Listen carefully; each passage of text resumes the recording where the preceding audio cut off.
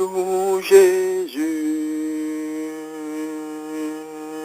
Toujours, toujours, je loue Jésus, Jésus, Jésus. Toujours, toujours, je loue Jésus, Jésus, Jésus. De tout mon cœur, mon cœur, mon cœur, je loue Jésus de tout mon cœur. Toujours, alléluia, mon Dieu est bon. Alléluia, mon Dieu est bon. Alléluia, mon Dieu est bon. Il est bon pour moi. J'acclamerai Yahweh, Yahweh, j'acclamerai, j'acclamerai Yahweh, Yahweh, j'acclamerai de tout mon cœur, mon cœur, mon cœur, j'acclamerai de tout mon cœur.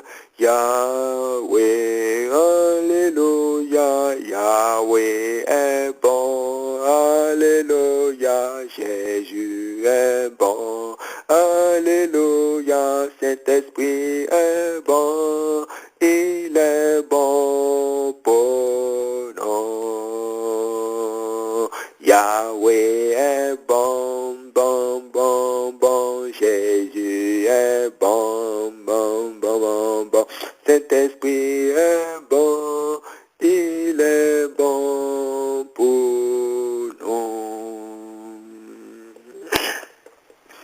Oui, Seigneur, nous savons que tu es bon pour nous et nous tournons nos regards vers toi. Ce n'est pas parce que tu es bon pour nous que nous tournons nos regards vers toi. Non, nous tournons nos regards vers toi parce que nous t'aimons. Tu as répandu ton amour sur nos cœurs et nos yeux sont tournés vers toi. Nos regards tournés vers toi, nos pensées tournées vers toi parce que c'est toi qui nous as aimés le premier. Ton amour qui est répandu dans nos cœurs, tu tournes nos cœurs tournés vers toi. C'est pourquoi tu nous as mis dans ce lien d'amour, nous sommes tous dans ce lien d'amour, notre esprit est uni à ton esprit et nous désirons vraiment, Seigneur, être avec toi, avec les frères et les sœurs. Tu nous as dit que lorsque nous sommes en communion avec les frères et les sœurs, toi qui connais le cœur de l'homme, tu lis dans la profondeur du cœur de l'homme. Si cet homme-là, si ces hommes-là sont véritablement en commun, tu as dit que tu seras avec nous. Nous savons que tu es avec nous parce que nous aimons les uns les autres, nous aimons nos frères, parce que c'est cet amour que tu as mis dans nos cœurs. Nous ne sommes pas en train de parler de l'amour sentiment, mais nous parlons de l'amour agapéo, l'amour de la parole, l'amour vérité, l'amour de agapéo, l'amour parole de Dieu. Et Seigneur, nous sommes là, nous te prions vraiment de nous parler encore en ce matin, en ce jour, de toucher nos cœurs et d'interpeller notre conscience, d'interpeller notre esprit, de nous donner la nourriture essentielle qui est ta parole, la nourriture véritable qui est ta parole. Nous voulons vraiment venir à la vie. Nous qui te connaissons, Seigneur, fortifie-nous encore, mais qui te connaît en réalité. Et nous qui ne te connaissons pas, Seigneur, dis-nous quelque chose. Interpelle-nous. Nous qui refusons de venir à toi, Seigneur, accorde-nous la grâce. Accorde-nous la grâce parce que nous savons qu'avec ta grâce, nous sommes capables de tout parce que la grâce est toujours imméritée. Parce que la grâce nous rend capables. Seigneur, accorde-nous la grâce qui nous rend capables de venir à toi. Accorde-nous la grâce qui nous rend capables de t'obéir. Accorde-nous la grâce qui nous rend capables de te chercher. Avant que nous commençons le message, Père, je prie vraiment de nous pardonner tous nos péchés conscients et inconscients.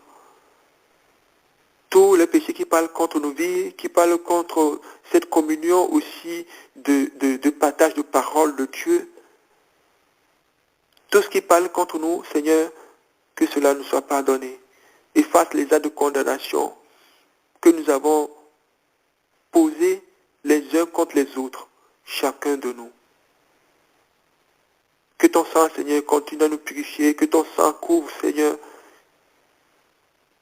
ce moment où toutes les personnes qui vont entendre ce message, que ton sang nous purifie et nous couvre. Que ton sang nous donne la vie. Au nom de Jésus-Christ de Nazareth. Bien-aimés, nous allons méditer sur le livre de Job. Nous allons méditer sur la vie de Job. Quelque part, Job, c'est toi, c'est moi, c'est chacun de nous. Après cette méditation en présence du Seigneur, c'est toujours intéressant pour que nous retournons auprès de lui, lui poser encore des questions et le Seigneur nous parlera. Pourquoi il y a les épreuves dans la vie de chrétien? Pourquoi il y a les épreuves dans la vie d'un homme? Même, vous allez dire, pourquoi vous parlez de chrétien? On va mettre le mot chrétien à part. On va dire tout simplement, pourquoi il y a les épreuves dans la vie d'un homme? Les épreuves, quand tu lis, quand tu médites la parole de Dieu, le livre de Job, regarde ta vie, regardons notre vie. Nous sommes tous des Job. Même si nous avons un prénom comme ceci, comme cela, nous sommes tous des Job. Alors que le Seigneur nous parle, est vraiment. Alors, nous allons nous poser la question, nous allons aller auprès de la parole de Dieu, nous allons demander au Seigneur de nous parler. Pourquoi les épreuves dans la vie d'un chrétien? Pourquoi les épreuves dans la vie d'un homme? Qu'est-ce que cela veut dire les épreuves? Quel est le sens de ces choses-là? Comment nous devons nous déterminer par rapport à ces épreuves? Les rejeter, les accepter, venir auprès de toi, accuser les autres. Comment nous devons nous déterminer par rapport à cela? Nous allons méditer là-dessus. Nous allons chercher vraiment la face du Seigneur par rapport à ce message. Nous allons chercher vraiment la face du Seigneur par rapport à au message de la souffrance, au message des épreuves. Parce que la réponse se trouve toujours auprès de lui. Amen. Allons dans le livre de Job, Job 1, verset 1 à 3. Et nous allons lire encore Job 2, verset 1 à 10. Et nous allons lire Job 42, verset 7 à 17. Mais c'est moi qui vais le lire. Alléluia. Je lis la parole de Dieu avec respect. Job 1, verset 1 à 3. Il y avait dans le pays d'Uth un homme qui s'appelait Job. Et cet homme était intègre et droit. Il craignait Dieu et se détournait du mal. Il naquit 7 fils et 3 filles. Il lui naquit, 7 fils et 3 filles. Il possédait 7000 brebis, 3000 chameaux, 500 paires de bœufs, 500 ânesses et un très grand nombre de serviteurs. Et cet homme était le plus considérable de tous les fils de l'Orient. Maintenant, nous allons aller dans Job 2, versets 1 à 10.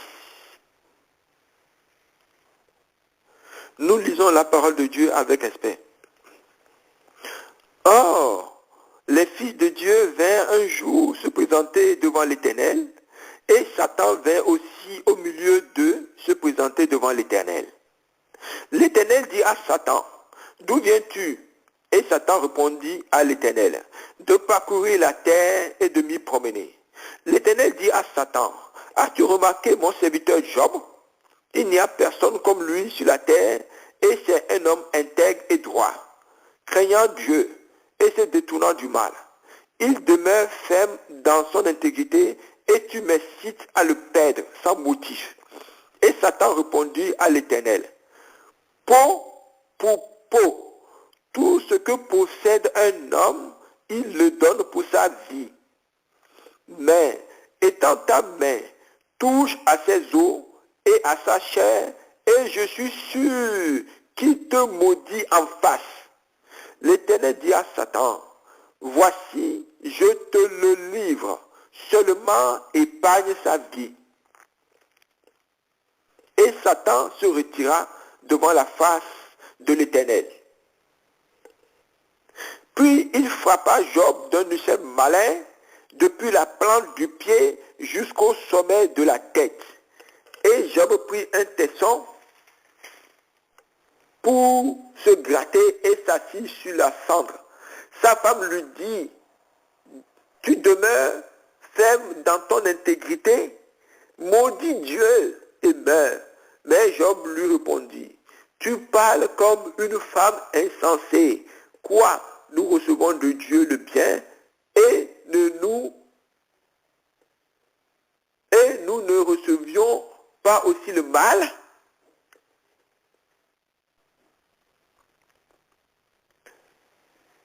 En tout cela, Job ne pécha point par ses lèvres. Ensuite, nous allons lire le dernier verset. Job 42, versets 7 à 17. Soyons attentifs vraiment à la parole de Dieu. Et nous lisons la parole de Dieu avec respect. Après que l'Éternel eut adressé ces paroles à Job, il dit à Eliphaz de Théman, ma colère est enflammée contre toi et contre tes deux amis, parce que vous n'avez pas parlé de moi avec droiture, comme l'a fait mon serviteur Job. Prenez maintenant 7 taureaux et 7 béliers, allez auprès de mon serviteur Job, et offrez pour vous un holocauste. Job, mon serviteur, priera pour vous, et c'est par égard pour lui seul que je ne vous traiterai pas selon votre folie, car vous n'avez pas parlé de moi avec droiture, comme l'a fait mon serviteur Job. Eliphaz de Théman, Bildad de Chouach et Topha de Naaman allaient et firent comme l'Éternel le dit, et l'Éternel eut égard à la prière de Job.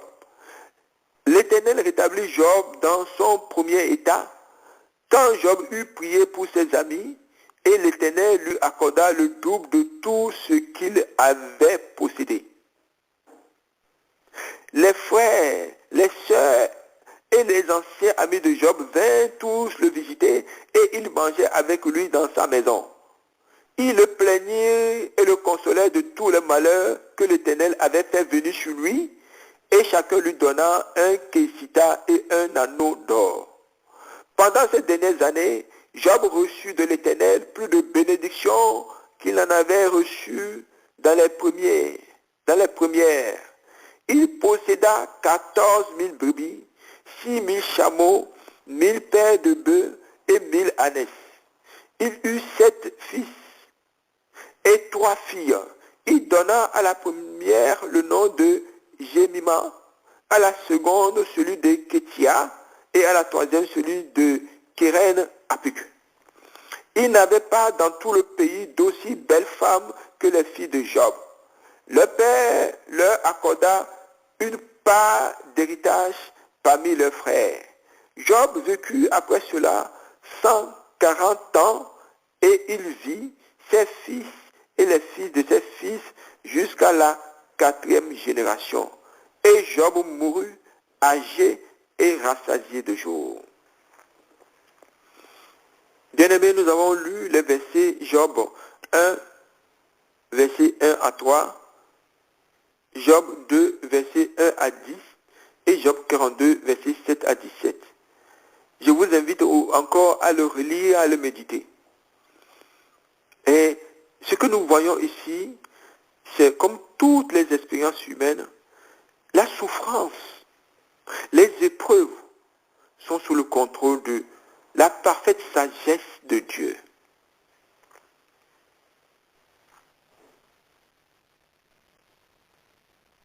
Effectivement, même pour certaines personnes, elles ne sauront jamais les raisons de leur épreuve. Vous savez, des fois, nous avons des épreuves, nous nous demandons, mais Qu'est-ce qui nous arrive? Nous voulons savoir la raison de nos épreuves. Eh bien, aujourd'hui, le Seigneur te dit que peut-être tu ne sauras jamais les raisons de tes épreuves. Tu ne sauras jamais les raisons de tes souffrances. Ce n'est pas la peine d'aller voir un marabout. Ce n'est pas la peine d'aller voir quelqu'un pour te dire les raisons de tes épreuves. C'est même pas la peine d'aller voir, de s'acharner, dire, je veux savoir, je veux savoir, je veux savoir, je veux savoir, je veux savoir. Même d'aller voir les hommes de Dieu, moi je veux savoir pourquoi, moi je veux savoir pourquoi, moi je veux savoir pourquoi. Oui, tu peux demander, mais tu peux avoir la réponse comme ne pas avoir la réponse. Mais tu dois tourner ta face vers l'Éternel Yahweh. Quand tu as des souffrances, quand tu as des épreuves, quand nous avons des souffrances, quand nous avons des épreuves, nous devons tourner notre face vers l'Éternel Yahweh.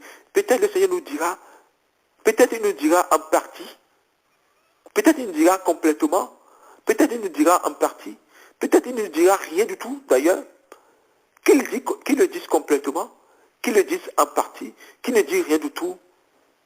Tout cela est bon pour nous. Nous devons tout simplement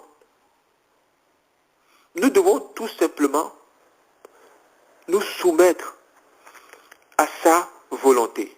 Nous devons tout simplement chercher. Ce que nous devons faire, c'est de chercher à manifester ta volonté. À manifester, sa volonté dans notre vie, dans cette expérience-là, dans cette situation-là que nous vivons.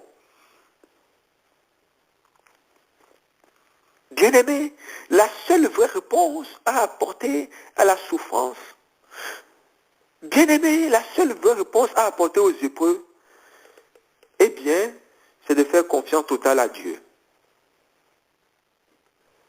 Parce qu'il est Dieu, il est tout puissant, il est Dieu, il est souverain. Et nous devons rechercher, comme nous sommes en train de le dire, l'accomplissement de la parfaite volonté de Dieu par rapport à la situation que je vis. Quand il m'arrive quelque chose, je ne vais pas murmurer, me dire, pourquoi toujours moi? Pourquoi toujours moi? Mais je vais demander au Seigneur, Seigneur, aide, je veux savoir, qu'est-ce que tu veux me dire? Qu'est-ce que tu es en train de me dire par rapport à cette situation? Cette souffrance-là que tu as, cette épreuve-là que tu as là, t'amène à quoi? Dieu veut te faire dire quoi? Qu'est-ce qui va ressortir de cela? Bien-aimé, sinon, nous allons aller vraiment dans le sens contraire de la volonté de Dieu. Quand nous avons des problèmes, quand nous avons des situations, quand nous interprétons de notre manière, ou bien quand nous voulons savoir toujours, nous allons aller dans le sens contraire de la volonté de Dieu. Qu'est-ce qui se passe ici?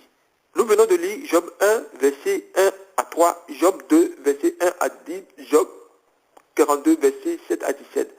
Mais de préférence, c'est mieux de lire tout le livre de Job. Mais nous avons focalisé sur ces 3 versets. Qu'est-ce qui se passe ici? Le Seigneur veut démontrer la force de caractère des croyants devant Dieu. C'est ce que le Seigneur veut faire. Il veut démontrer la force de caractère des croyants devant Dieu.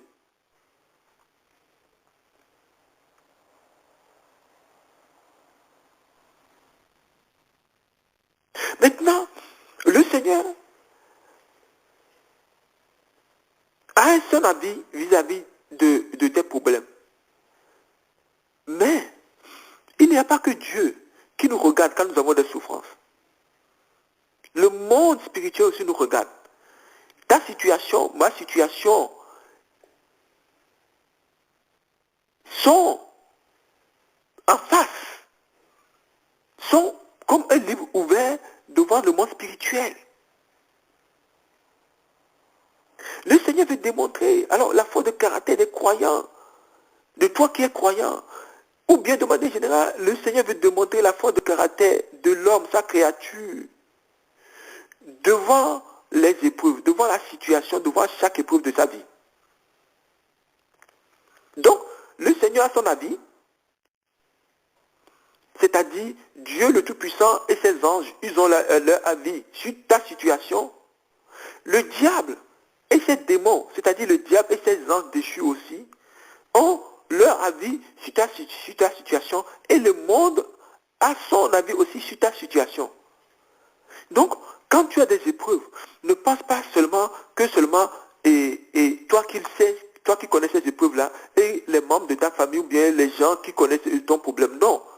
Dans le spirituel aussi, ils sont au courant. Mais il y a deux types de spirituels. Il y a le spirituel de Dieu et il y a le spirituel des esprits mauvais. Mais eux aussi sont au courant. Ils sont au courant. Maintenant, qu'est-ce qui se passe? La vie de Dieu n'est pas la vie de Satan. C'est normal. Parce que non, il ne marche pas sur le même chemin. La vie de Dieu, par rapport à ta situation, n'est pas le même que celui de Satan par rapport à ta situation.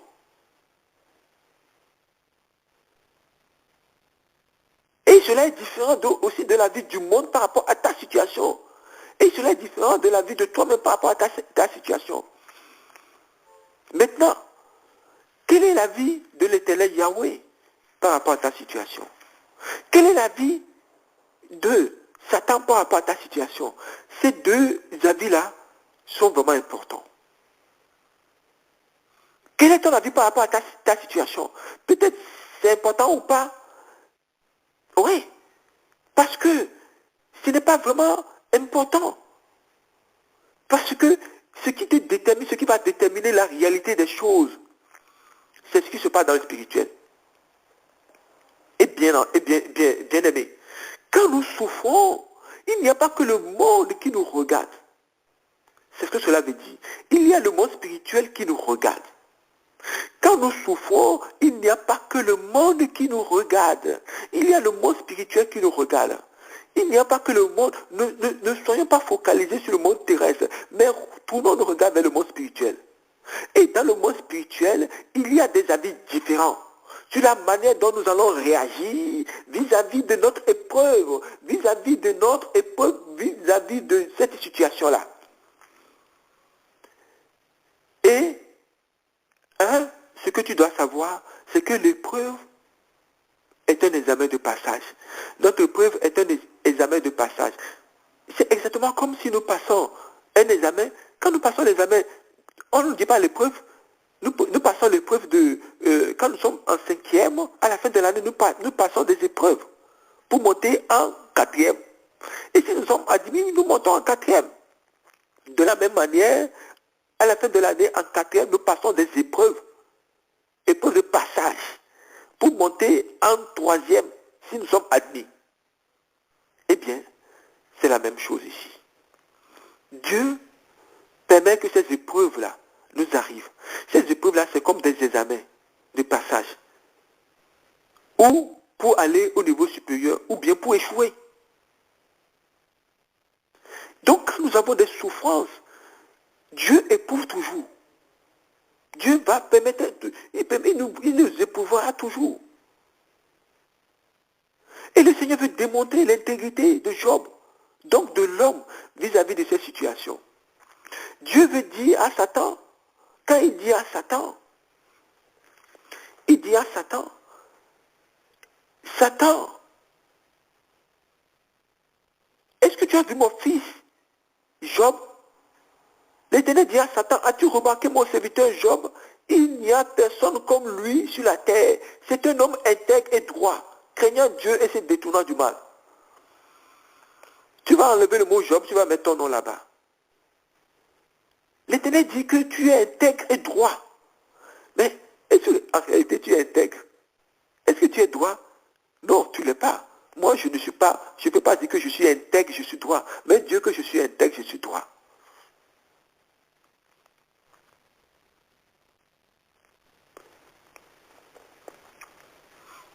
Le Seigneur veut démontrer l'intégrité de Job. Le Seigneur veut démontrer ton intégrité. Le Seigneur veut donc démontrer l'intégrité de l'homme, bien qu'il connaît que l'homme est dans une situation de déchéance, dans une situation d'un état de déchéance. Mais Dieu qui dit qu'il est intègre. Mais Satan met en doute les propos de Dieu.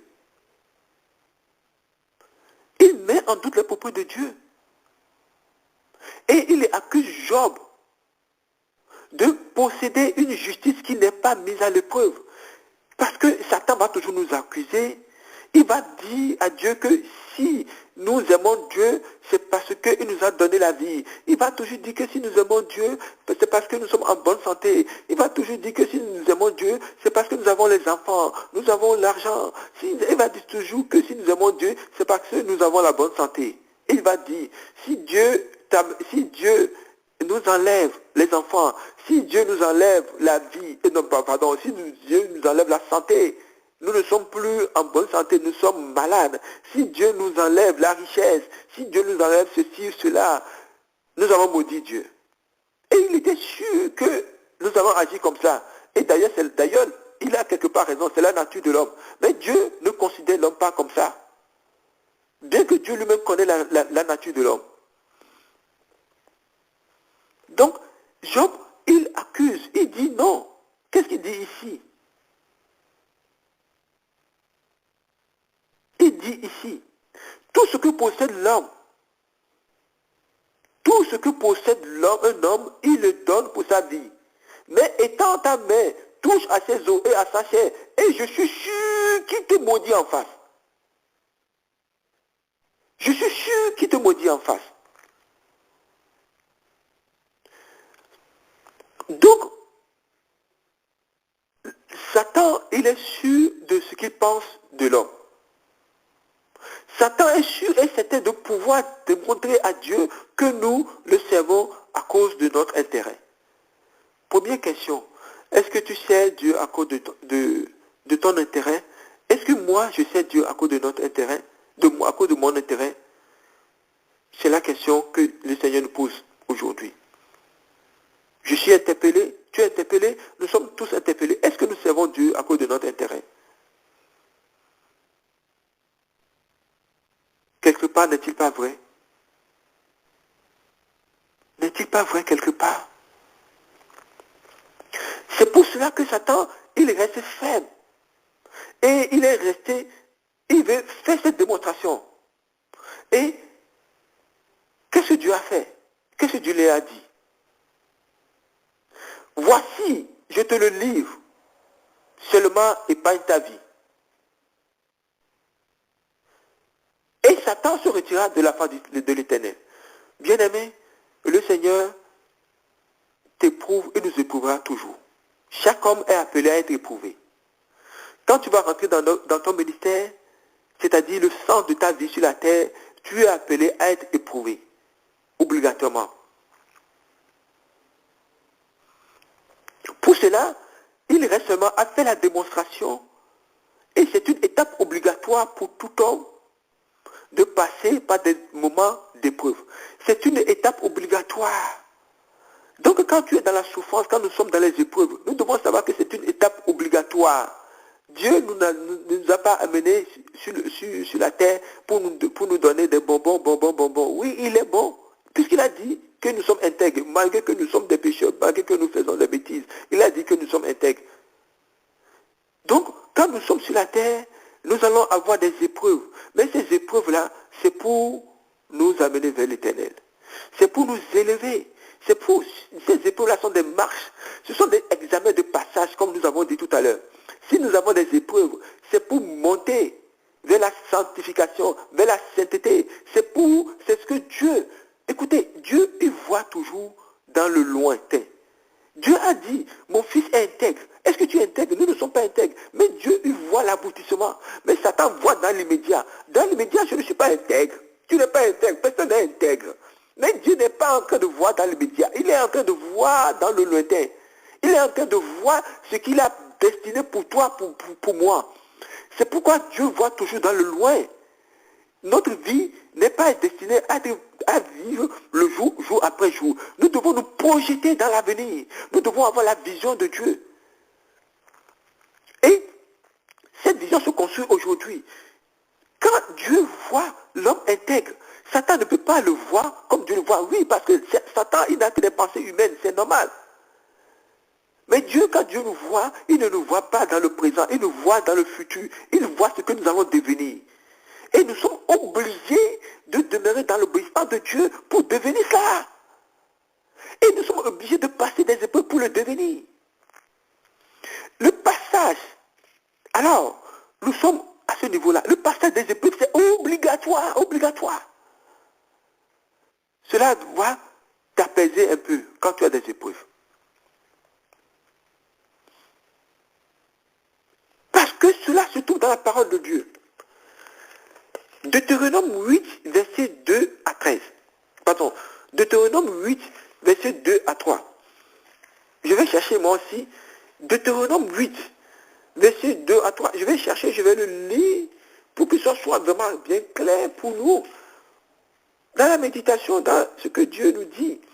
Deutéronome 8, versets 2 à 3. Qu'est-ce que nous dit Deutéronome 8, versets 2 à 3? Elle nous dit ceci. Souviens-toi de tout le chemin que l'Éternel, ton Dieu, t'a fait pendant ces 40 années dans le désert, afin de t'humilier et de t'éprouver, pour savoir quelles étaient les dispositions de ton cœur. Et si tu garderais ou non ces commandements. Voici. Souviens-toi de tout le chemin que l'Éternel, ton Dieu, t'a fait pendant ces 40 années dans le désert, afin de t'humilier, de t'éprouver, pour savoir quelles étaient les dispositions de ton cœur. Quelles sont les dispositions de ton cœur vis-à-vis de ta vie? Quelles sont les dispositions de ton cœur vis-à-vis de ta situation? Eh bien, il t'a humilié, il va t'humilier, il va te faire souffrir de faim. Mais si Dieu t'humilie, si Dieu te fait souffrir de faim, ce n'est pas pour notre mort. C'est pour nous dire qu'il y a quelque chose de supérieur dans notre vie. Et nous sommes obligés de passer par les épreuves. Jésus, Luc 4 ou Matthieu 4, Jésus, rempli du Saint-Esprit, fut transporté dans le désert pour être tenté par le diable. Donc, Jésus, il est rempli du Saint-Esprit. Mais, le Saint-Esprit l'a amené dans le désert pour qu'il soit tenté par le diable. Eh bien, écoute, le diable, il tentera toujours. Il va séduire toujours. Mais Dieu, il éprouvera toujours pour savoir quelles sont les dispositions de notre cœur. Donc Jésus fut amené par l'Esprit dans le désert pour être tenté par le diable. Après vous avoir jeûné 40 jours, le tentateur s'est présenté à lui, n'est-ce pas? Il s'est présenté à lui. Et Satan l'avait tenté. Ce que Satan a fait sur Jésus, contre Jésus, il fera comme tout le monde. Nous sommes sur la terre, nous sommes en train de remplir un ministère. C'est-à-dire, le sens de notre vie sur la terre, c'est un ministère, nous sommes en train de remplir. Et dans notre ministère, Satan, il viendra nous tenter pour nous détourner de ce ministère-là, pour nous détourner du sens de notre vie. Qu'est-ce qu'il a dit à Jésus? Si tu es fils de Dieu, transforme cette pierre en pain, puisque tu as faim, tu manges. Et Jésus lui a dit quoi? L'homme ne vivra pas seulement de la nourriture, mais de toute parole qui sort de la bouche de Dieu. C'est ça. Il vient si tu es fils de Dieu. Bien-aimés, quand nous sommes fils de Dieu, nous ne sommes pas toujours amenés à dire aux gens, oui, moi je vais faire la démonstration, moi je vais faire ceci. Non. Nous sommes fils de Dieu, c'est bon, nous sommes fils de Dieu. Nous n'avons pas à faire la démonstration à quiconque. Nous n'avons pas à faire la démonstration si tu es fils de Dieu. Nous n'avons pas à prouver, oui, moi je suis. Nous n'avons pas à prouver. Nous avons seulement à vivre la parole de Dieu. Et ici, nous n'avons pas à dire aux gens, oui, moi je suis puissant, moi je suis ceci. Nous n'avons pas à faire cela. Si tu es fils de Dieu, tu es fils de Dieu. Ce n'est pas nos paroles. Ce n'est pas ce que nous allons dire qui parle. mais c'est notre vie qui va parler. Et il veut détourner Jésus. Il dit, transforme cette pierre en pain. Parce que Jésus a la capacité de le faire. Mais ce n'est pas le pain, la nourriture. Oh bien, oui, nous avons besoin de manger de notre corps physique. Mais la première nourriture, c'est la nourriture spirituelle. Parce que notre premier corps, c'est notre corps spirituel. Et la nourriture spirituelle, c'est la parole de Dieu. L'homme ne vivra pas seulement de pain, mais de toute parole qui sort de la bouche de Dieu. Voici notre première nourriture. Donc, Jésus l'a combattu. À chaque fois, Jésus l'a combattu. Il a dit, prosterne-toi devant moi. Jésus lui a dit, tu ne te prosterneras devant quiconque. Il a dit, si tu es fils de Dieu, saute du haut du temple. Jésus lui a dit, tu ne tenteras pas ton Dieu. Et ainsi de suite, vous allez le méditer. Donc, qu'est-ce que cela veut dire? Jésus, qui est rempli du Saint-Esprit, il fut amené dans le désert pour être tenté. Bien-aimés, quand nous sommes remplis du Saint-Esprit, nous allons avoir les épreuves. Et quand Jésus avait passé toutes ces épreuves-là, qu'est-ce qu'il fait? Qu'est-ce qui s'est passé? Maintenant, Jésus, est revêtu de la puissance du Saint-Esprit. Donc, quand nous sommes remplis du Saint-Esprit, nous serons tentés, nous allons avoir des épreuves. Pour voir les dispositions de nos cœurs, Dieu nous regarde, le monde des ténèbres aussi nous regarde. Maintenant, quand nous dominons sur eux, alors maintenant, c'est le Saint-Esprit qui va nous couvrir maintenant. Nous serons couverts par le Saint-Esprit. Parce que le tentateur, il doit faire son travail. Point final. Donc, première étape, le passage des épreuves est obligatoire. C'est Dieu qui éprouve.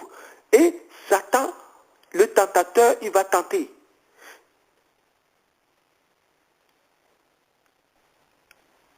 Et comment il va faire la tentation? Comment il va agir au niveau de la tentation? Quelle est sa méthode? Quelle est sa stratégie? Puisque Dieu éprouve, lui va tenter là. Maintenant, quelle est sa stratégie? Nous avons besoin de connaître la stratégie. Afin de savoir les éviter. Afin de savoir comment nous devons marcher vis-à-vis de lui. Satan, on l'appelle le prince des ténèbres parce qu'il veut que nous ne sachions pas, afin qu'il puisse agir dans la tranquillité. Mais quand tu connais, tu vas l'éviter. Quand nous connaissons, nous allons l'éviter. Comment il agit? Quelle est la méthode de démonstration que le tentateur utilise? Et voici le résumé de sa stratégie. Si nous sommes riches matériellement, alors il va enlever cette richesse matérielle pour voir comment nous allons réagir. Ce que la parole, quand nous voyons dans la parole, ce que nous voyons dans la parole, c'est des choses véritables. Quand nous voyons chaque verset que nous voyons, méditons là-dessus, chaque verset que nous voyons, ça a un sens. Quand nous sommes riches, il va enlever notre richesse. Quand nous avons de l'argent, il va nous enlever l'argent. Quand nous avons des enfants, il va enlever notre enfant. Quand nous cherchons des enfants, il va peut-être empêcher que nous n'ayons pas. Quand nous sommes en bonne santé, il va provoquer la maladie. Parce que lui-même, il n'a pas le pouvoir, mais c'est Dieu qui lui donne l'autorisation. C'est Dieu qui dit, mais vas-y, agis, vas-y, travaille sur lui, mais n'enlève pas sa vie. Bien aimé, tant que tu es vivant, rends gloire à Dieu. Tant que ta vie n'est pas enlevée, rends gloire à Dieu. Satan ne peut pas te tuer. Ce qui peut te tuer, ce sont nos péchés qui va lui donner le pouvoir de le faire. Mais sinon, il ne peut pas te tuer. Donc Dieu lui a dit, vas-y, va agir sur Job. Mon fils qui est intègre là, tu vas voir qu'il va rester intègre. Va agir sur Job, mais ne touche pas à sa vie. C'est ça. Si nous sommes pauvres matériellement, si nous sommes pauvres matériellement, qu'est-ce qu'il va faire? Il va nous proposer la richesse aussi. Si Dieu dit que toi, tu n'as pas besoin d'avoir la richesse, parce que ce n'est pas ça ton but sur la terre. Il n'a pas dit à ses serviteurs, allez, donnez la bonne nouvelle. Prenez seulement un seul manteau. Allez dans la maison. Mangez ce qu'on vous donne. Vous n'avez pas besoin de 2 manteaux, de 3 manteaux. N'a-t-il pas dit? Ce n'est pas la richesse pour la richesse. Alors si tu n'as pas la richesse, il va te le proposer aussi. Satan, oui, il va te proposer la richesse. Il y a Maman, le Dieu de la richesse, il va le faire. Pour lui, l'essentiel c'est de te détourner de la volonté de Dieu. Donc si nous sommes pauvres matériellement, il peut nous proposer la richesse. Les gens ne vont pas dire, voir le marabout pour avoir de l'argent. Même dans l'église, il n'y a pas l'évangile de la prospérité. Bon, Dieu peut bénir. Peu importe. Mais ce n'est pas l'argent qui compte. On ne peut pas servir 2 maîtres à la fois. Mais c'est d'abord la volonté de Dieu. Mais Dieu peut donner l'argent, on peut ne pas donner. Ce n'est pas l'argent qui est l'argent, ce n'est pas ça qui est important.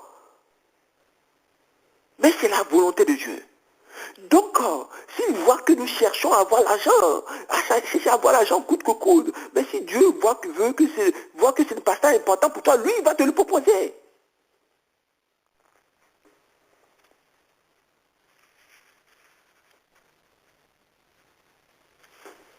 Alléluia.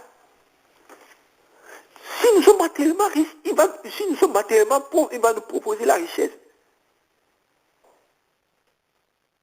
Il va, comme on a dit tout à l'heure, il va toujours nous conduire dans le chemin de prouver. Si tu es fils de Dieu, alors ordonne que les pierres deviennent pain. Si tu es fils de Dieu, jette-toi en bas. Quand il est écrit, il te donnera des ordres à ses anges à ton sujet. Ils te porteront sur tes mains, de peur que ton pied ne heurte contre une pierre. C'est toujours Matthieu 4, verset 6 à 7. Ou Matthieu 4, verset 3. C'est-à-dire qu'il va toujours nous pousser dans l'orgueil. Parce qu'au fond, regarde bien, au fond, quand tu vois ça, il y a l'orgueil. C'est ce qu'il fait. Mais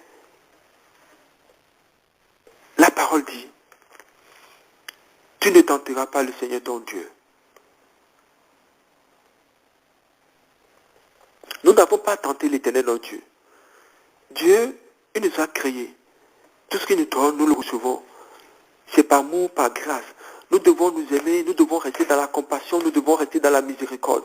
Si Dieu nous a bénis, si Dieu nous a donné quelque chose, nous devons l'utiliser selon la volonté de Dieu, point barre. Cela ne vient pas de nous. Ce n'est pas un dû, c'est une grâce. C'est-à-dire la grâce, c'est-à-dire un don immérité. Il nous rend capable de quelque chose. Ce n'est pas de moi-même, ce n'est pas de toi-même. Ce que nous faisons, ce n'est pas de nous-mêmes, c'est de Dieu. Tout simplement. Bien-aimé, c'est pourquoi le véritable croyant a besoin d'un brisement. Toi, moi, nous tous, quand nous sommes sur le chemin de Dieu, nous avons besoin d'être brisés. Que Dieu nous brise. Pour mettre Dieu devant toute chose. Devant notre situation personnelle, nous devons mettre Dieu. Je souffre, je dois mettre Dieu. J'ai des problèmes, je dois mettre Dieu avant. Je n'ai pas de femme, je n'ai pas de mari, je dois mettre Dieu avant. Je n'ai pas d'enfant, je dois mettre Dieu d'enfant. Je dois mettre Dieu avant. Je n'ai pas d'enfants, les autres ont des enfants, je dois mettre Dieu avant. Je travaille. Mais Dieu, maintenant, je dois mettre Dieu avant le travail. Même si je dois démissionner, si je dois laisser mon travail, pour Dieu, je dois le mettre avant. Même si les gens peuvent te considérer comme faux, comme tu attends de faire la folie, mets Dieu devant. Oui, nous avons besoin de travailler, de manger. Il ne voit pas ça, mais je dois le mettre devant. Je dois le mettre devant. Parce que même le travail que je fais n'est-il pas la santé qui me permet de travailler? Si je suis en bonne santé, je travaille. Si je suis malade, je ne peux pas travailler. Qui c'est qui donne la santé?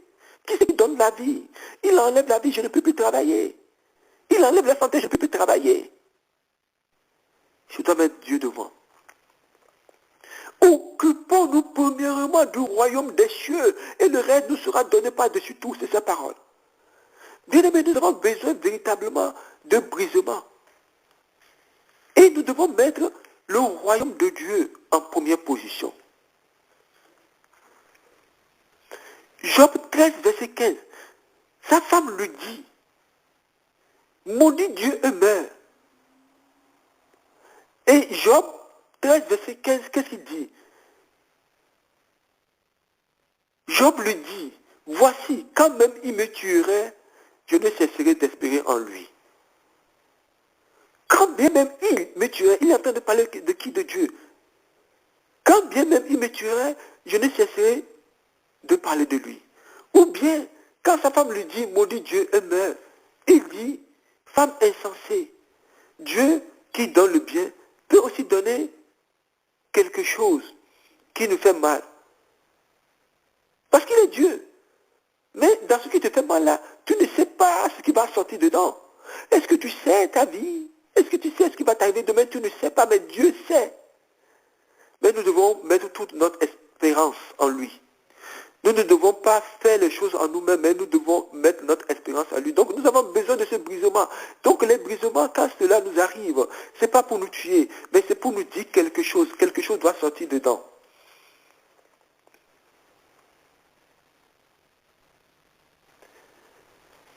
Un autre point, nous allons continuer à avancer. Puisque le véritable croyant a besoin de brisement, pourquoi nous avons besoin de brisement? Pour que nous mettions Dieu devant toutes les situations.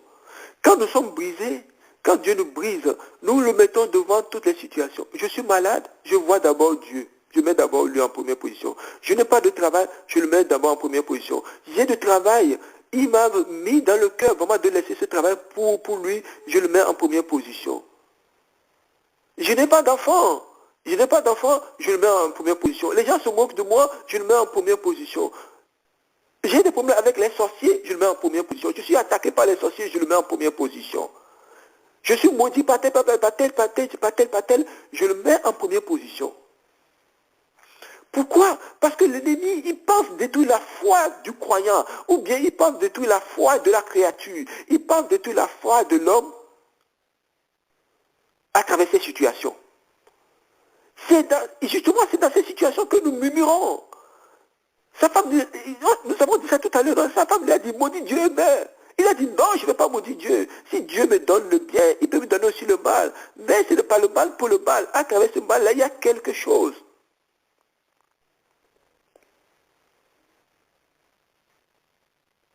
Et Satan, il est sûr de lui dans cette confrontation que quand nous avons des problèmes, nous allons maudire Dieu. C'est ce qu'il pense. Il a les pensées humaines. Mais Dieu, il voit loin. Dans l'immédiat, il a raison quelque part, parce que quand nous voyons ces choses-là, nous allons commencer par... Les gens vont accuser les frères et les sœurs, ils vont accuser les membres de la famille, je suis attaqué par les sorciers. Oui, mais des fois c'est vrai, oui, mais même si tu es attaqué par les sorciers, en Dieu, ils ne peuvent rien contre toi. Je suis attaqué par les sorciers, je suis attaqué par ceci, par ceci. On va nous dire des choses, on va nous faire parler de la démonologie, on va nous induire dans des choses. Et nous devons d'abord voir Dieu. Tu dois d'abord voir Dieu. Qu'est-ce qui tu me parles à travers cette situation?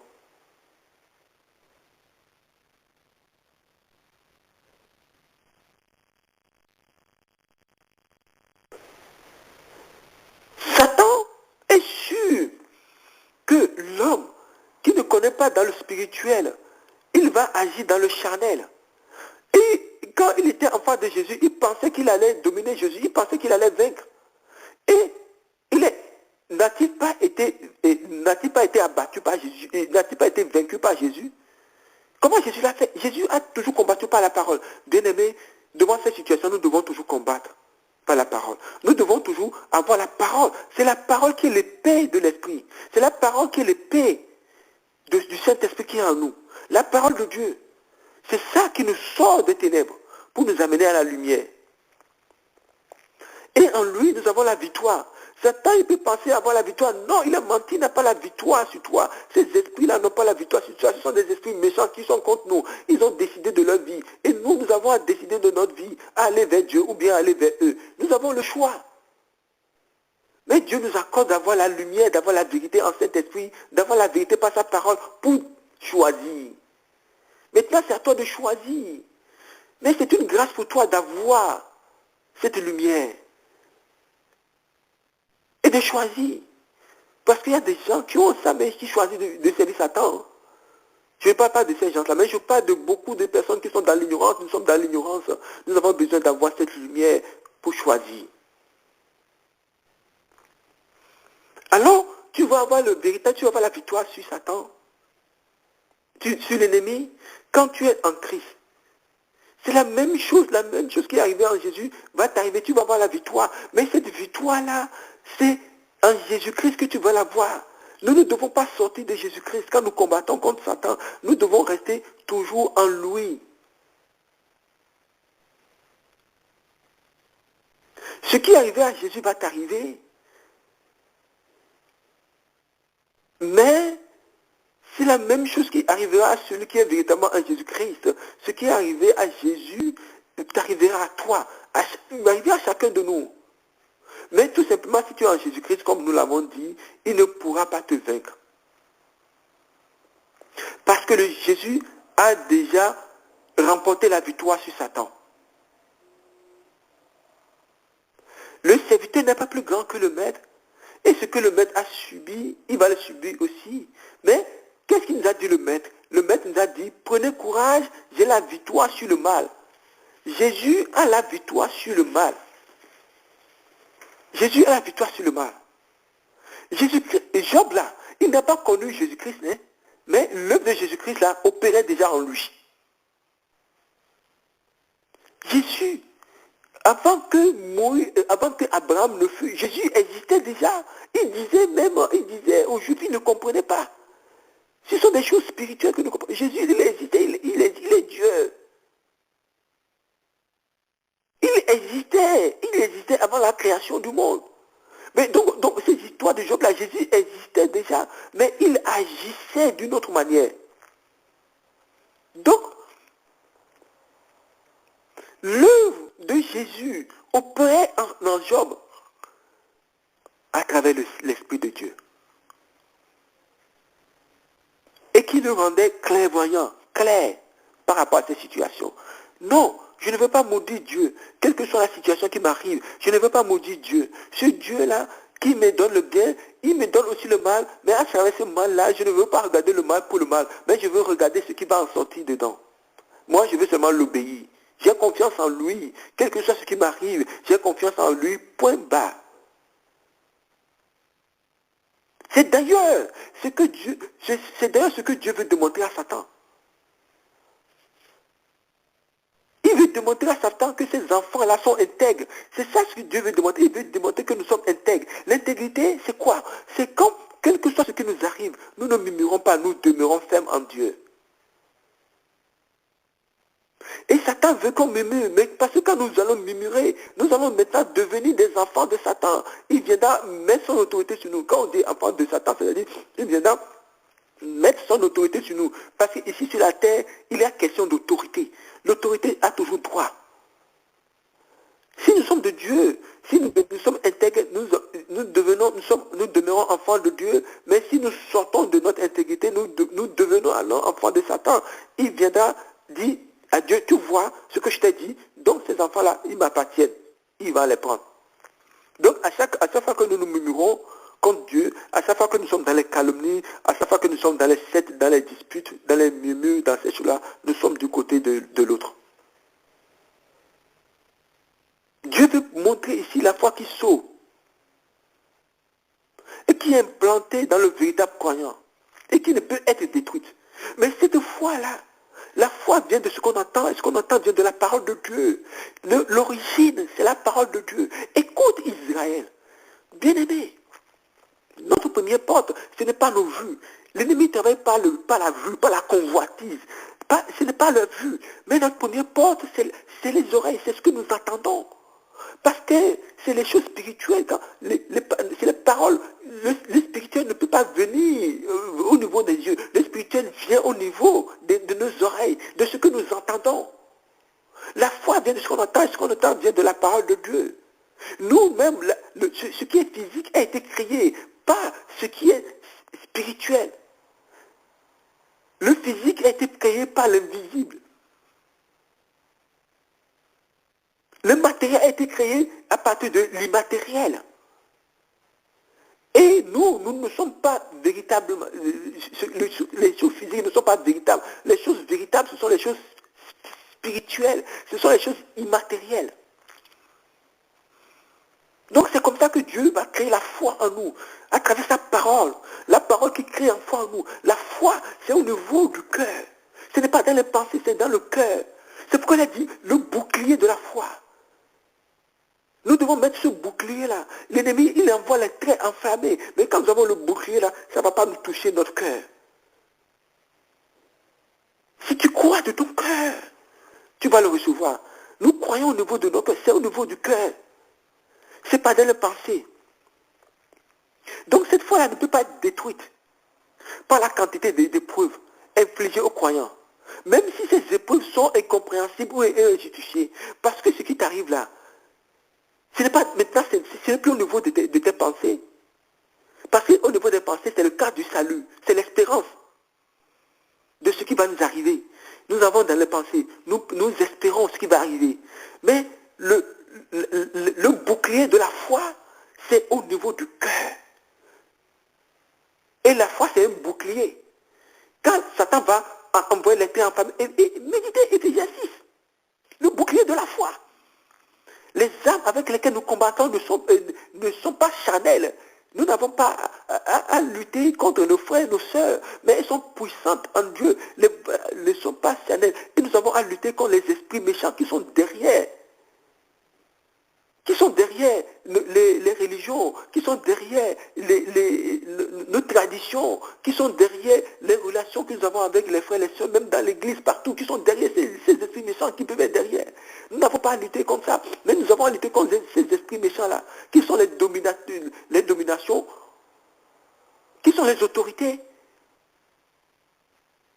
qui sont les esprits méchants. Nous n'allons pas rentrer dans le détail. Mais nous avons seulement à demeurer dans cette foi-là. Parce que Dieu nous considère comme saints avant que nous le soyons véritablement. Dieu voit, comme nous a dit tout à l'heure, Dieu voit dans le lointain. Dieu voit ce que nous allons devenir. Pour lui, nous le sommes déjà. Alors donc, bien aimés, nous devons rester dans l'obéissance. Donc nous devons croître dans la connaissance de Jésus. Alors nous devenons de plus en plus, nous tous, quand nous le regardons, nous sommes transformés en son image. Et c'est la parole de Dieu qui nous montre notre image. La Bible, c'est l'image. Bien aimé, quand tu te lèves, tu sors du lit, tu baves partout, tu as le visage sage. Quand tu vas voir dans le miroir, qu'est-ce que tu vas voir? Tu vas voir ton image. Tu vas voir que tu as bavé. Tu vas voir que tu es sale ici, là. Et tu vas te laver. Tu vas te nettoyer. Tu vas voir ton image pour bien rendre ton image propre. Eh bien, cette image-là, c'est la parole de Dieu. C'est la parole de Dieu. Il va nous rendre propres. Et c'est ça que nous recevons. Et Dieu nous voit dans le long terme. Dieu nous considère comme des saints. Oui, nous sommes des saints. Ce n'est pas les gens qui sont morts déjà qu'on leur déclare des saints. Ce n'est pas l'homme qui va être déclaré, c'est Dieu qui déclare l'homme saint. Ce n'est pas les gens qui sont morts, c'est fini. Une fois que nous sommes morts, c'est fini. Maintenant, sur cette terre, nous sommes des saints, nous sommes appelés des saints. C'est Dieu qui nous a appelés comme ça parce qu'il voit loin. C'est Dieu qui déclare saint. Ce n'est pas l'homme. Ce n'est pas l'homme. Oui, Dieu est saint. C'est pourquoi nous n'avons pas à demander des intermédiaires. Le seul intermédiaire, c'est Jésus-Christ. Nous n'avons pas à prier les saints. Parce qu'eux, ils ont fait leur vie. Ils peuvent être des modèles, si tu veux. Mais nous n'avons pas à les prier. Nous n'avons pas à invoquer les morts. Non, non. Tant que nous sommes vivants, c'est les saints. C'est nous qui devons prier les uns pour les autres. Et Dieu agit en nous. Si c'était, nous avons le pouvoir de changer les choses. Mais une fois que nous avons fini, c'est fini. Dieu nous voit dans le lointain, c'est-à-dire il nous voit jusqu'à la fin de notre pèlerinage terrestre. C'est ce que cela veut dire. Il veut que nous rentrions, il nous voit selon sa volonté. Maintenant, tout dépendra de nous. D'où tu vois la puissance de la parole de Dieu. Mais l'ennemi ne veut pas que nous rentrions dans la volonté de Dieu. Il ne veut pas que nous rentrions dans la volonté de Dieu. Il veut nous sortir de la volonté de Dieu. Mais c'est son travail. C'est normal. Donc Dieu nous considère saints avant que nous le soyons véritablement. Et c'est vrai aussi. Pour certains, nous ne sommes pas, en réalité, nous ne sommes pas saints, mais Dieu, il nous considère comme ça. Et Satan lui-même sait que nous ne sommes pas saints. Et c'est pourquoi il est sûr qu'il va battre et qu'il va gagner ce combat-là. Mais en Dieu, il ne peut pas le gagner. Parce que c'est le Saint-Esprit qui opère en nous maintenant. Nous sommes cachés en Jésus-Christ. Nous croissons de plus en plus en lui. En Jésus-Christ, il ne peut pas nous gagner, à moins que nous sortons de Jésus-Christ. C'est pourquoi, bien-aimés, nous devons toujours demeurer en Jésus-Christ. Alléluia.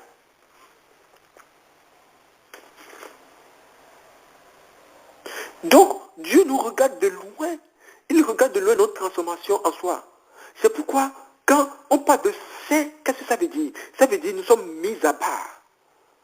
Tu peux même aller voir la définition. Nous sommes mis à part, nous sommes sanctifiés, nous sommes mis à part. Tu as dit mis à part par rapport à quoi? Par rapport à trois choses. Nous sommes mis à part vis-à-vis de nous-mêmes, parce que nous sommes ennemis de nous-mêmes. Nous sommes mis à part vis-à-vis du monde. Parce que dans le monde, c'est là où il y a la convoitise. Le monde est de Satan. Parce que c'est lui qui contrôle le monde. C'est le prince de ce monde. Vous allez voir dans le livre de Jean. C'est le prince de ce monde. Il contrôle le monde à travers la religion. Il contrôle le monde à travers l'éducation. Il contrôle le monde à travers la politique, à travers plein de choses. Voyez les enfants, même déjà nos enfants, les enfants. Dans le monde maintenant, c'est le sexe, c'est la fornication, c'est exactement comme Sodome et Gomorrhe, même c'est pire actuellement. Les hommes qui couchent avec les hommes, les femmes qui couchent avec les femmes, les hommes qui couchent avec les animaux, et ils sont à l'aise. On ne peut pas parler de Jésus. Mais on peut parler de Satan, on peut parler de la magie, on peut parler de toutes ces choses-là. Dans ton lieu de travail, tu ne peux pas parler de Jésus. On a honte de parler de Jésus. Est-ce que tu t'es posé la question pourquoi? Mais pourquoi tu as honte de parler de Jésus? Pourquoi tu n'es pas naturel? Pourquoi le chrétien va toujours se cacher? Pourquoi on doit déterminer les choses selon nous? Les enfants, même quand on parle maintenant, l'avortement, on peut avorter, on peut décider comme on veut. Alors qu'on nous a dit, aussi que avant que nous ne naissions, Dieu nous connaissait déjà. Alors qu'on nous a dit que les enfants, quand les enfants qui naissent là, ces enfants-là, en fait, ne sont pas de toi, ça vient de Dieu. Tu vas décider d'avorter. C'est un grand péché. Mais c'est le Saint-Esprit qui va te montrer ça. Quand on nous montre ça, nous sommes enseignés là, ça, nous reconnaissons que nous sommes vraiment des pécheurs. Nous rentrons dans la repentance. Et c'est c'est la première étape de la véritable vie chrétienne. Quand on se répand, on se répand, nous étions dans la véritable repentance, Dieu va nous montrer beaucoup de choses. Et nous allons donner à Dieu. Et il va dire maintenant, je vous ai sauvé par rapport à ça. Maintenant, vous allez commencer une nouvelle vie. Donc, nous sommes saints parce que nous sommes mis à part vis-à-vis de nous-mêmes. Nous sommes mis à part vis-à-vis du monde, ce que nous venons de dire, et nous sommes mis à part vis-à-vis du péché. Ces trois-là. C'est ça ce qu'on appelle le saint. Mis à part. Pourquoi? Pour l'œuvre de Dieu. Mis à part pourquoi? Pour la voix de Dieu. Pour que Dieu puisse parler. Pour que Dieu puisse intercéder. Pour que Dieu puisse bénir. Pour que nos familles puissent être transformées. Pour que la parole de Dieu puisse donner. Parce que nous sommes au dernier temps. L'enlèvement va se passer bientôt. Dieu va punir. Il punira toujours. Comme on nous a dit. Dieu, et c'est un Dieu lent à la colère. Il est rempli de miséricorde. Il est compatissant. Il est tout cela. Pourquoi? Parce que il dit que le coupable, il ne le tient pas pour innocent, parce que nous sommes tous coupables. Il ne va pas nous tenir innocents. Il est bon, mais il frappe toujours. Il va punir toujours le moment venu. C'est pourquoi il est lent à la colère. Et il nous montre toutes ces choses-là pour que nous puissions intercéder. Il y a deux choses. C'est la vie éternelle ou l'enfer éternel. Il n'y a pas le purgatoire, ou bien le purgatoire c'est sur la terre, c'est ici, épreuves d'ailleurs. Ce sont les épreuves où nous sommes transformés, nous sommes lavés, nous sommes épurés. C'est sur la terre, le purgatoire c'est sur la terre, ce n'est pas là-bas. Une fois que tu es mort, c'est fini. C'est deux choses, ou l'enfer éternel, ou la vie en Dieu éternel. Ce n'est pas quand nous allons mourir que nous allons aller dans le purgatoire. Non, le purgatoire c'est sur la terre. Ce sont les épreuves que nous vivons. Ça veut dire quoi? Purgatoire, ça veut dire quoi? Ça veut dire purifier, épreuve, nettoyer. Jérémie disait, oh, serait-ce pour moi une source de malheur? Il disait ça à Dieu. Il souffrait. Il est serviteur de Dieu, mais il a dit, pourquoi toutes ces souffrances? Et Dieu dit, mais tu es obligé de passer par là. Le fer, quand il est purifié, il ne va pas se transformer en bronze. Et lui-même purifié, il ne va pas se transformer en argent. Et lui-même purifié, il ne va pas se transformer, ou vice-versa, il ne va pas se transformer en or pur. L'or pur n'est-il pas chauffé à 180 degrés pendant longtemps. On va séparer tous les alliages jusqu'à avoir l'or pur. C'est ça, la sanctification. Donc le message d'aujourd'hui, tes souffrances, les problèmes que tu as, les épreuves, les souffrances, attaqués par les sorciers, par les magiciens, les cruels, ce sont des petites choses devant Dieu. Toi, tu dois regarder la face de Dieu. Qu'est-ce qui m'arrive par rapport à cela? Ce message-là que tu écoutes là, va devant le Seigneur. Qu'est-ce que cela veut dire? Qu'est-ce que tu veux me dire vraiment? Médite là, et tu vas voir comment Dieu va te bénir. Parce qu'il t'appelle saint. Nous sommes tous des saints.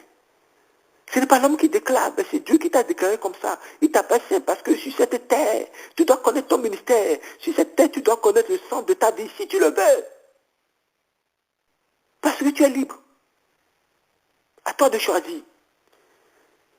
Et donc, tu es appelé saint, c'est-à-dire tu es appelé à être séparé de toi-même, de la chair, de l'orgueil, des sectes, des divisions, de l'ennemi à toi-même. Tu dois être séparé du monde parce que dans le monde, il n'y a que le péché. Et tu dois être séparé du péché lui-même. Alors, de l'expérience de Job, le Saint-Esprit te parle. Il te dit les choses suivantes. Je te prie vraiment de le recevoir. Je nous prie chacun de nous recevoir et de méditer ces messages. 1. Écoutez. Écoutez ces considérations avant que nous ne finissions. Alors, les souffrances et les épreuves, ce n'est pas toi seulement qui es au courant. Dieu est au courant et Satan aussi est au courant. Dieu et le monde de Dieu et ses anges sont au courant. Satan et ses anges sont au courant aussi. Le monde, certaines personnes sont au courant. Mais ce n'est pas ce que nous pensons, ce n'est pas ça qui est important. Nous ne devons pas orienter nos épreuves, nos souffrances par rapport à ce que nous pensons, mais nous devons le voir par rapport à Dieu. Si nous devons le voir par rapport à Dieu, si toi tu es d'accord, tu veux le voir par rapport à Dieu, alors je nous prie de considérer ces différents points de vue. Premier point de vue. Je dis point de vue parce que c'est des paroles, c'est des messages que tu vas méditer devant le Seigneur. Donc, premier point de vue, premier message que je te propose d'aller méditer devant le Seigneur. Il se produit dans le ciel des événements dont les croyants n'ont pas connaissance. Ça, tu dois le savoir. Il se produit dans le ciel des événements dont les croyants n'ont pas connaissance. Le Saint-Esprit, d'ailleurs, c'est d'ailleurs la raison pour laquelle il prie en nous. C'est lui qui connaît les choses de Dieu. Parce que nous sommes faibles quand nous prions. Romains 8, va le méditer. Romains 8, verset quoi? Verset 26 à 27. Romains 8, verset 26 à 27. Et 28. Il se produit des choses que nous ne savons pas parce que nous sommes faibles. Donc il se produit dans le ciel des événements dont les croyants n'ont pas connaissance et qui pourtant ont un impact dans leur vie.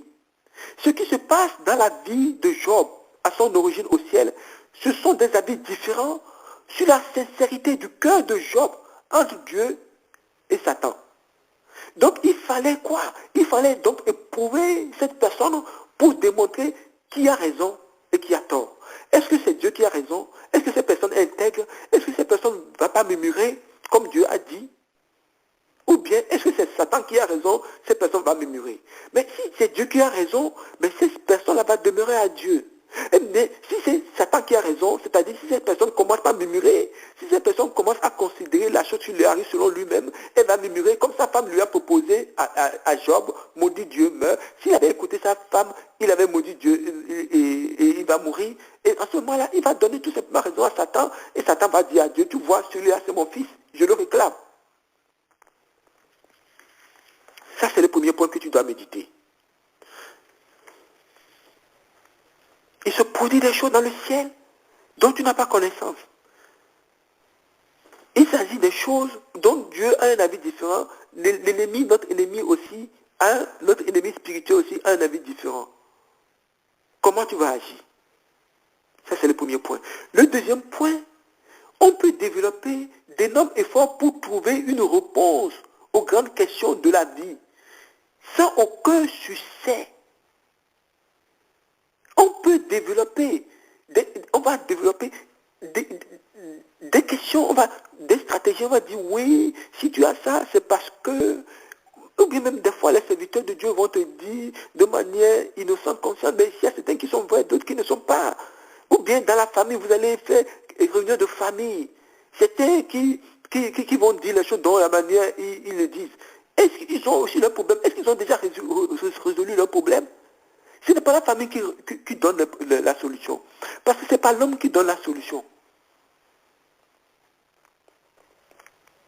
Donc, c'est ce qui s'est passé, non? Les trois amis de Job sont venus. Ils ont dit à Job, mais si toi tu as ces problèmes-là, c'est que tu as été maudit par Dieu. C'est que tu as fait quelque chose de mal. C'est ce qu'ils sont venus faire. Ils sont venus développer la philosophie, des conseils. Ils sont venus dire des choses.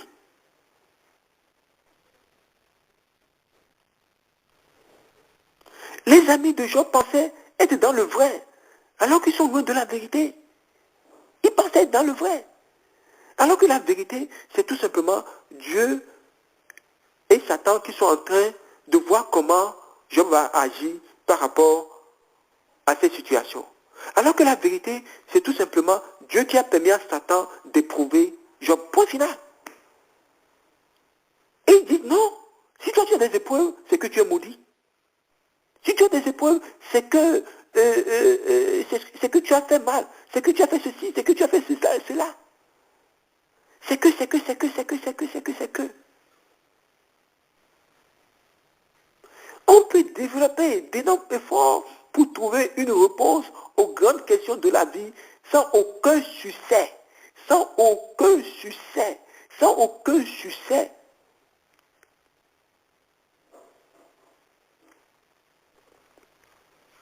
Même quand l'Éternel avait répondu à Job au milieu de la tempête, il disait, qui est celui qui obscurcit mes desseins par des discours sans intelligence? Job 38, verset 2 à 3. Méditez tout le livre de Job. Job 38, verset 2 à 3. Qui est celui qui obscurcit mes desseins par des discours sans intelligence? Bien aimé, à chaque fois que nous venons dans des situations parler, Dieu dit, nous sommes en train d'obscurcir les desseins de Dieu. C'est pourquoi il dit, s'intéresse comme un vaillant, je t'interrogerai et tu vas m'instruire. À chaque fois, nous faisons comme si nous connaissons. Dieu a dit, mets tes ceintures. Toi qui dis que moi j'ai dit. Mets tes ceintures et instruis-moi.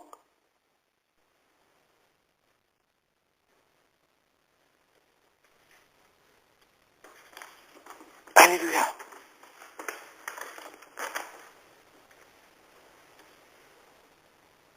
Même quand Dieu, il s'est apparu à Job, quand Dieu parlait à Job, parce que Job l'avait convoqué finalement au tribunal pour qu'il constate son innocence. Quand Dieu est venu finalement, il a interrogé à propos de certaines choses, il demandait, quand j'ai créé le ciel, est-ce que tu es là? Quand j'ai fait ceci, est-ce que tu es là? Quand j'ai créé le ciel, la terre, est-ce que tu es là? C'est tout ce qu'il a dit. Mais Dieu ne lui a même pas dit pourquoi, pourquoi il avait ces problèmes. Dieu ne lui a pas dit pourquoi il avait ces problèmes.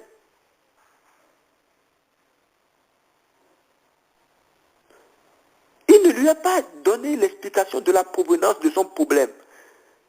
Il ne lui a pas dit que ce problème vient du conflit entre Satan et lui. Il s'agit seulement d'un conflit entre Satan et lui sur la manière dont lui va agir par rapport aux épreuves, à la situation qui lui arrive.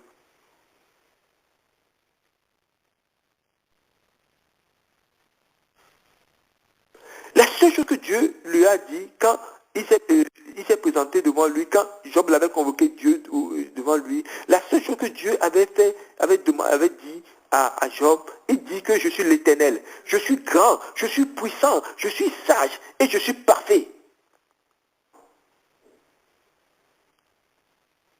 Et dans le cas contraire, il lui fait allusion pour lui dire que tout ce qui arrive là, tu dois avoir confiance à celui qui est grand, tu dois avoir confiance à celui qui est puissant, tu dois avoir confiance à celui qui est sage, tu dois avoir confiance dans celui qui est parfait.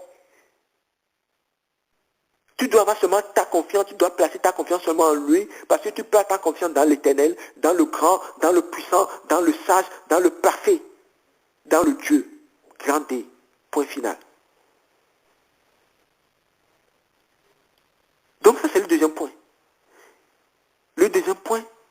Et le troisième point, c'est qu'on peut être enfant de Dieu et souffrir. On peut être enfant de Dieu et souffrir. Il arrive même constamment que l'épreuve frappe le juste.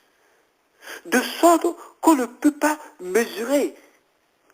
On ne peut pas mesurer la spiritualité de quelqu'un aux circonstances bonnes ou mauvaises que traverse la personne. Non, non, non, non. Tu peux être spirituel, tu peux être de Dieu et avoir des problèmes et subir des situations. Dieu n'a-t-il pas dit à l'apôtre Paul, tu vas souffrir pour la cause de mon nom? Vous pouvez traverser des épreuves sur épreuves sans pourtant être loin de Dieu. Le livre de l'apôtre Paul. À un moment donné, lui-même dit à Dieu de lui enlever cette écharpe. Dieu lui a dit, non, pardon, ma grâce te suffit.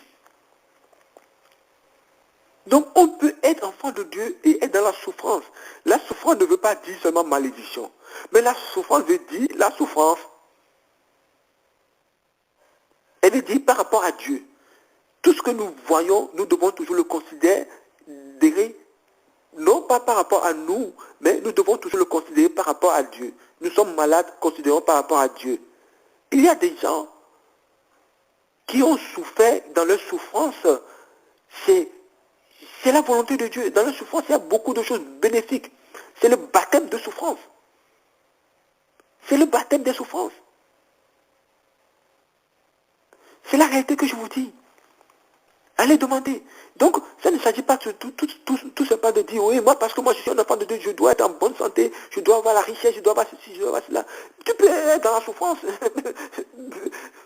La souffrance n'est pas la souffrance. Mais qu'est-ce que cela veut dire par rapport à Dieu? Quatrième point. Même si Dieu semble si loin, la persévérance dans la foi en Dieu est le meilleur recours possible. Si Dieu semble être loin, le meilleur recours possible, c'est la persévérance dans la foi en Dieu. Dieu est notre créateur. Chacun peut en toute sécurité abandonner sa vie. Lui abandonner sa vie totalement. Nous avons lui abandonné notre vie totalement.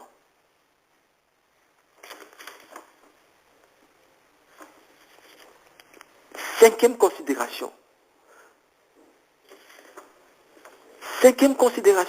Le croyant en proie à la souffrance ne devait pas s'éloigner de Dieu. Tu sais, quand nous sommes dans la souffrance, souvent nous murmurons, on s'éloigne de Dieu. Quand nous sommes dans la souffrance, nous pouvons même des fois aller jusqu'à aller demander l'aide des marabouts, demander l'aide de ceci, pourquoi ça, pourquoi ceci m'arrive, pourquoi cela. On va commencer à mal prier, on va commencer par dire des choses que nous ne connaissons pas. Mais nous devons, quand nous sommes dans la souffrance, nous devons plutôt nous rapprocher de Dieu. C'est une grâce pour nous. C'est une occasion pour nous de nous rapprocher de Dieu. Qu'est-ce que le Seigneur veut me dire? Parce que c'est lui qui connaît la souffrance. Parce que c'est lui qui connaît l'explication. Oui, c'est lui qui connaît la souffrance, c'est-à-dire lui qui connaît l'explication de cette souffrance-là. Toi, tu ne connais pas la souffrance. Parce que connaître quelque chose, c'est connaître l'explication de la chose-là. Tu ne connais pas l'explication de la chose-là, donc tu ne la connais pas. Je ne la connais pas. Nous ne la connaissons pas. Sixième considération. La souffrance peut être intense. Mais tu dois savoir qu'elle cessera un jour. La souffrance va cesser un jour pour le juste. Et Dieu va te bénir comme il a béni Job. Je proclame dans ta vie que tu es Job. Dieu va te bénir. La souffrance cessera un jour. Et Dieu va te bénir. Encore plus que ce que tu as. Job, à la fin, n'a-t-il pas plus que ce qu'il avait au début? Même si cette vie, tu souffres, tu n'as pas beaucoup de choses, mais si dans notre vie, tu vas avoir 1000 fois plus. Et c'est une vie éternelle. Une vie éternelle. Je le proclame dans ta vie. Dieu avait béni d'abondance Job. Il eut plus de richesse à la fin qu'au début. Il eut plus de richesse à la fin qu'au début. Il eut plus de richesse quand, après avoir traversé toutes ces épreuves-là, il eut plus de richesse. Toi, moi, nous devons traverser nos épreuves. Peut-être au cours de notre vie ici, nous ne serons pas des hommes riches, nous ne serons pas ceci, nous n'allons peut-être pas avoir des enfants, mais ce n'est pas ça qui est important, c'est d'abord Dieu. C'est d'abord sa volonté. Celui qui est avec Dieu peut avoir une souffrance, peut avoir des épreuves, mais cela va cesser un jour. Qui cessera un jour, ces épreuves cesseront un jour.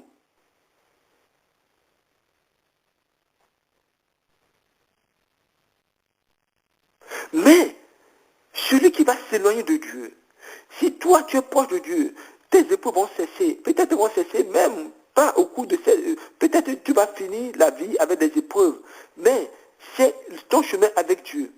Mais c'est ce qui va arriver après. Mais par contre, celui qui s'éloigne de Dieu, alors il va dans la véritable souffrance. Il va dans la véritable malédiction. Et ces épreuves-là ne cesseront jamais. Ces épreuves ne cesseront jamais. Il va mourir. Il sera en enfer pour toujours. Ces épreuves-là ne cesseront jamais. Dieu ne le veut pour personne. L'Éternel Yahweh ne le veut pour personne. C'est pourquoi il nous dit, qu'on nous comprenons encore aujourd'hui, le salaire du péché, c'est la mort. Mais le don gratuit de Dieu, c'est la vie éternelle en Jésus-Christ. C'est la vie en son Fils. Il nous a donné la vie en son Fils. Pour que même dans les épreuves là, nous soyons dans la vie. Même dans l'épreuve là, tu peux être dans la vie si tu es avec Dieu. C'est ce que je déclare pour chacun de nous. Donc la souffrance peut être intense, mais elle cessera un jour si tu es en Dieu, c'est-à-dire en Jésus-Christ. Et c'est un point pour finir, méditer sur la parole de Dieu. Méditer sur ces choses-là. Les choses cachées appartiennent à Dieu. Les choses cachées appartiennent à Dieu. Mais les choses révélées appartiennent à l'homme. Mais à l'homme que Dieu veut le révéler. Le Créateur, il ne fournit pas toujours des explications sur la souffrance humaine. Le Créateur ne fournit pas toujours d'explications. Il peut donner totalement l'explication, il peut donner partiellement l'explication, il peut ne rien dire. C'est le Créateur, il est libre. Nous n'avons pas à dire pourquoi il ne dit pas. Mais s'il te dit partiellement, ce n'est pas pour que nous prions selon notre manière, mais c'est pour que nous prions selon le Saint-Esprit. C'est pour que nous fassions sa volonté, c'est pour que les choses se fassent selon lui. Ici, il nous donne totalement aussi, c'est pour que nous fassions les choses selon lui. Il est souverain, le Créateur.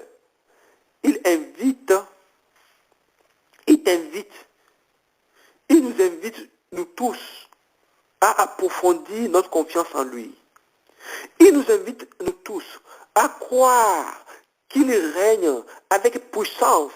Il nous invite, nous tous, à croire qu'il règne avec autorité. Il nous invite tous, nous tous, à croire qu'il règne avec sagesse. Il nous invite tous à croire qu'il règne avec miséricorde. Parce que il règne véritablement, réellement avec puissance. Il règne véritablement, réellement avec autorité. Il règne véritablement, réellement avec sagesse. Il règne véritablement, réellement avec miséricorde. Et compassion. Parce que sa miséricorde est parfaite.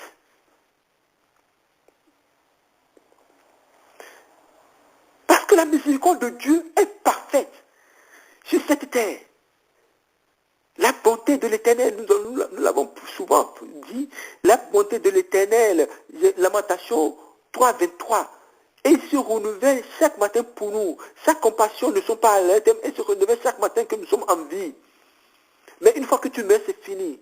Mais la miséricorde parfaite, elle est sur la terre seulement. Elle est sur la terre seulement. C'est pourquoi nous devons implorer constamment sa miséricorde. Pour que sa miséricorde descende dans nos vies.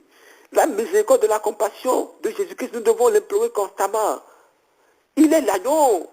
Il est l'agneau. Il est l'agneau pour nous sur la terre. L'agneau immolé pour nous sur la terre. Et quand nous mourrons, nous allons voir le juge. Nous allons voir le lion. Il est l'agneau pour nous aussi sur la terre et dans notre vie. Il est l'agneau, mais il est aussi le lion contre ton ennemi. Il est le lion contre l'ennemi. Il est le lion quand il est dans ta vie. L'ennemi quand il vient dans ta vie, ce n'est pas toi qu'il voit. Il voit un lion, il s'en va, il fuit. Si tu demeures en lui. Bien-aimés, nous ne savons peut-être pas ce qui se passe au ciel. Ni quels sont les objectifs de notre Seigneur. Nous ne le savons peut-être pas, ou nous ne le saurons jamais.